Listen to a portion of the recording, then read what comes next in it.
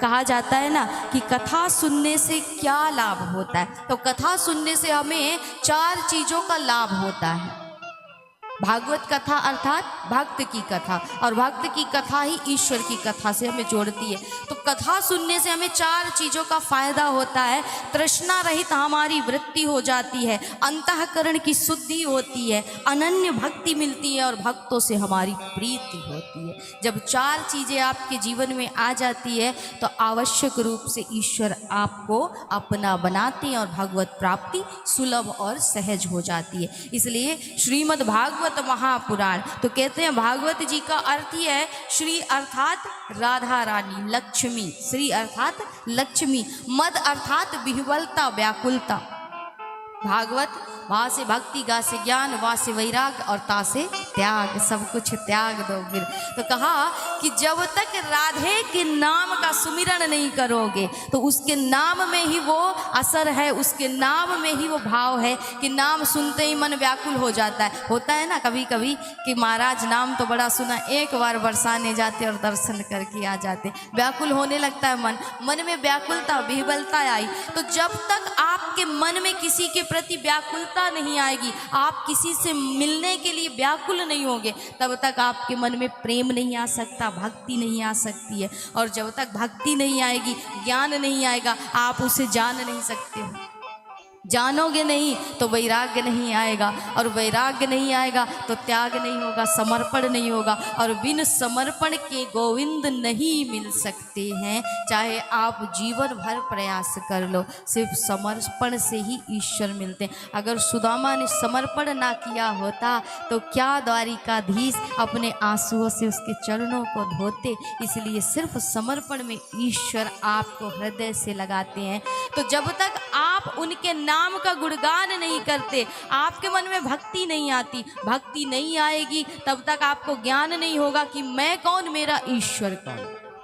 संसार में 2 ही चीज़ें हैं, हमने बारंबार बताया, पहले भी बताया कि संसार में 2 ही चीज़ें हैं, एक आत्मा और दूसरा परमात्मा। इसलिए जब तक भक्ति नहीं आएगी आपको ज्ञान ही नहीं होगा कि मैं आया क्यों, मैं कौन और मेरा ईश्वर कौन। जब तक ज्ञान नहीं होगा वैराग्य नहीं आ सकता, और जब तक मन में वैराग्य नहीं आएगा आप इस माया जाल में फंसे रहोगे महाराज, और सिर्फ यही कहोगे कि कहा है ना कि माया के पीछे ही भागते रहोगे, माधव को भूल जाओगे। जब तक आपके जीवन में भक्ति का समावेश नहीं होता है तब तक। और जिस दिन भक्ति आई उस दिन ज्ञान होगा कि मैं कौन हूँ, मेरा ईश्वर कौन है, तो वैराग्य अपने आप आएगा। और जब वैराग्य आ जाएगा तो समर्पण आपको नहीं करना पड़ता, अपने आप जीव समर्पित हो जाता है इस पर। इसलिए इसका नाम ही है श्रीमद् भागवत महापुराण। उस महापुरुष की गाथा जिसके नाम को सुनने से ही भक्ति हृदय में आती है,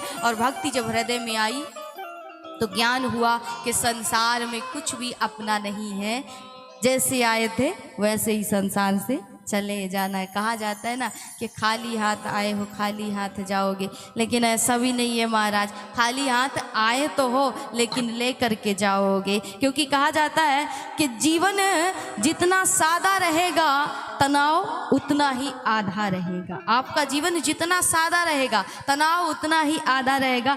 योग करें या ना करें पर ज़रूरत पड़ने पर एक दूसरे का सहयोग करें। और साथ में ये कहा जाता है कि आप आए खाली हाथ हो लेकिन जाओगे क्या लेकर के?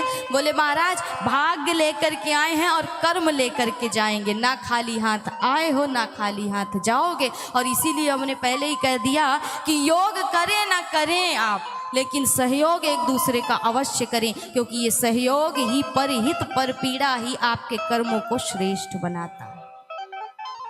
भगवान कहते हैं कि तू मेरी पूजा कर या ना कर, मुझे कुछ समर्पित कर या ना कर, तू मुस्कुरा और दूसरों के मुख पर मुस्कान ला, इससे बड़ी कोई पूजा, इससे बड़ी कोई सेवा नहीं है संसार में। इसलिए इस भगवत भक्ति को हृदय में धारण करके इस द्वितीय दिवस की वेला में प्रवेश करते हैं, क्योंकि ये भक्ति ना हाथ से होती है, ना पैरों से होती है, ना आँखों से होती है, ना मुख से होती है, ना कान से होती है महाराज, किसी भी इंद्रिय से नहीं होते। बोले महाराज अगर भक्ति हाथों से होती तो जिसके हाथ नहीं है क्या वो भक्त नहीं हुआ?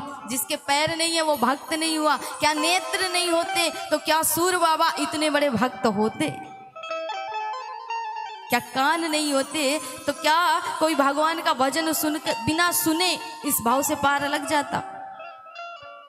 तो महाराज भक्ति होती है सिर्फ और सिर्फ भावना से, भाव से। इसलिए भक्ति किसी भी इंद्रिय से नहीं होती, सिर्फ और सिर्फ भावना से, भाव से होती है। तो उसी भगवत भक्ति को प्राप्त करने के लिए सत्संग अति आवश्यक है अपने जीवन को सुधारने के लिए। और दो कार्य करिए सत्संग को सुनने से पहले, भगवान की कथा सुनने से पहले दो कार्य अवश्य करिए। मन की व्यथा कह दीजिए भगवान से और मन को कह दीजिए ईश्वर की कथा, पूरी समस्याओं का समाधान हो जाएगा। क्योंकि कहा है ना कि ये मन की जो व्यथा है, संसार से कहोगे तो संसार उपहास करेगा, आपका उपहास बनाएगा। लेकिन अगर भगवान से कह दोगे तो मन की व्यथा भी शांत हो जाएगी, तुम्हारी चिंता तनाव जो है वो चिंतन में बदल जाएगा। और फिर ये होगा कि हरि मैं करूं हरि का चिंतन, हरि करें चिंता मोरी, फिर ये भाव आ जाएगा तो भजन भी अपने आप होने लगेगा।